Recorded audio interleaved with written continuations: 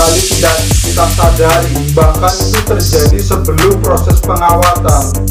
Sebelum melakukan pruning itu teman-teman harus tahu dulu, karena itu bisa berakibat fatal.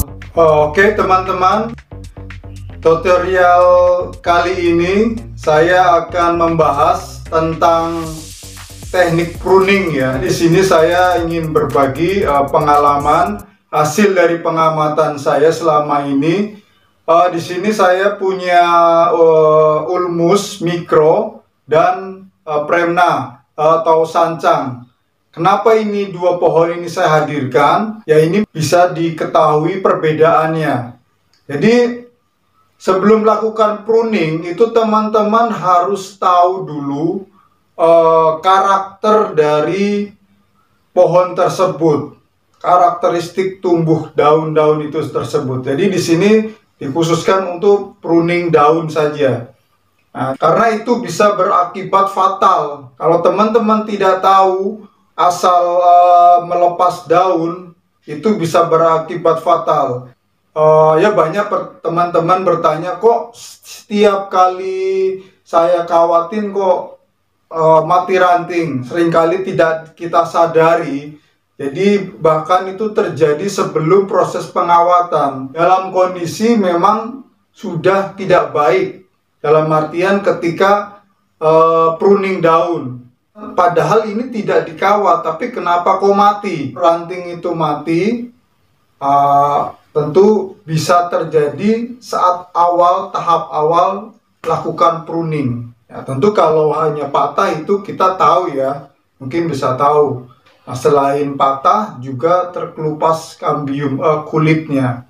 Oke teman-teman, nanti ini Sancang dan Ulmus ini menjadi versus yang akan saya jelaskan teknik yang harus dilakukan dan pemahaman struktur daun yang harus kita siasati atau kita pelajari.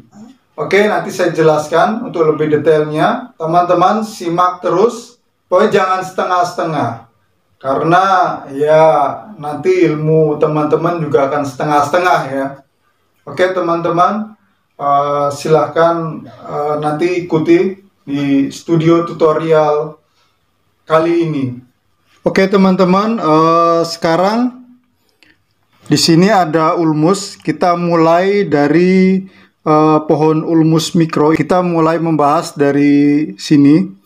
Pertama-tama sebelum kita melakukan pruning atau pelepasan daun, yang perlu kita ketahui atau kita pelajari yaitu struktur daun. Struktur daun itu yang seperti bagaimana? Ya, kita bisa lihat ya di sini.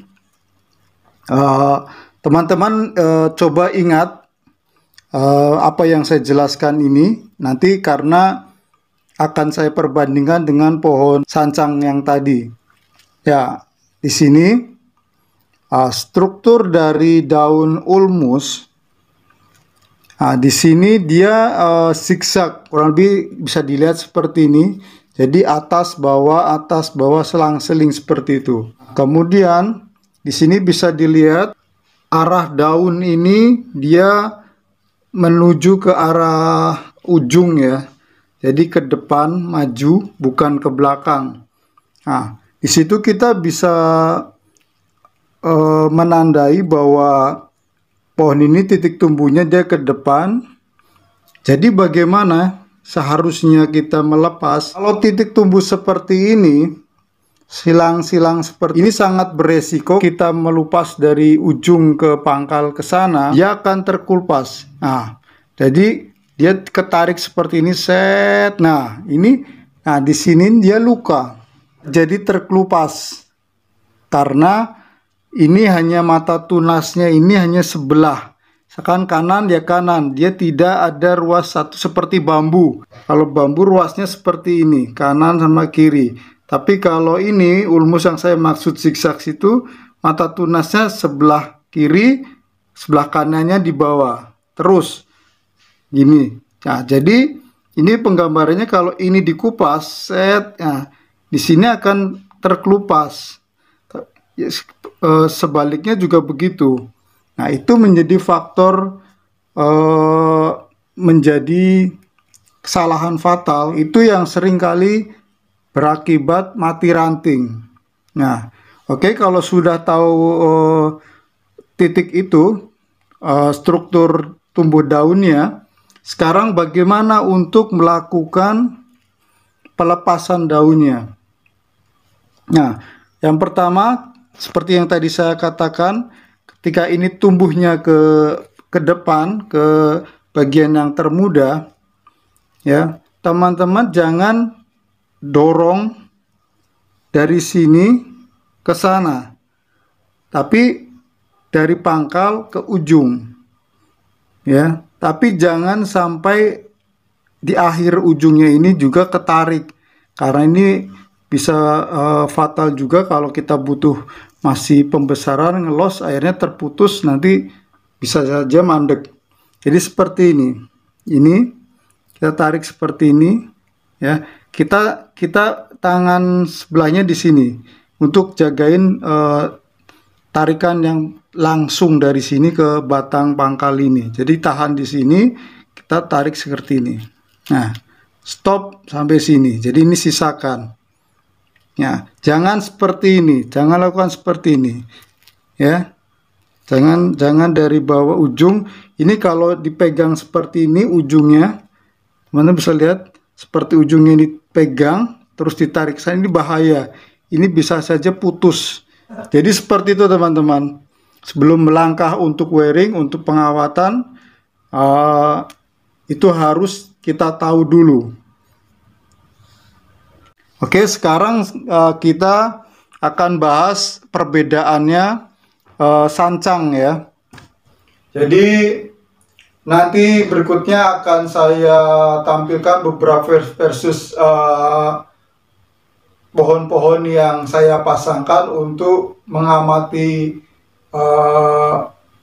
struktur daun itu dan harus bagaimana kita pruningnya. Jadi silakan teman-teman beri dukungan saja. Saya tidak meminta teman-teman untuk mensubscribe, ya, karena itu menjadi kepentingan teman-teman sendiri, ya. Dan saya tidak meminta untuk teman-teman mengaktifkan lonceng, karena ya yang kembali yang membutuhkan tutorial ini adalah, ya, pengetahuan ini adalah teman-teman sendiri. Tapi ya, saya hanya butuh teman-teman itu merubah warna tulisan subscribe-nya yang tadinya merah jadi abu-abu, ya. Terus yang ada gambar loncengnya itu disundul gitu, ya. Oke, jadi paham ya teman. Oke teman-teman, kita saksikan. Oke, sekarang ini sancang. Ini saya simulasi dari programan ini. Kita bisa lihat sancang ini dengan struktur yang tadi sudah saya jelaskan. Jadi teman-teman bisa lihat, nah, titik tumbuh ini ruasnya ini sejajar, bahkan sancang itu mutar. Jadi kanan kiri atas bawah, kanan kiri atas bawah, seperti itu strukturnya. Nah, kemudian apa yang harus kita lakukan?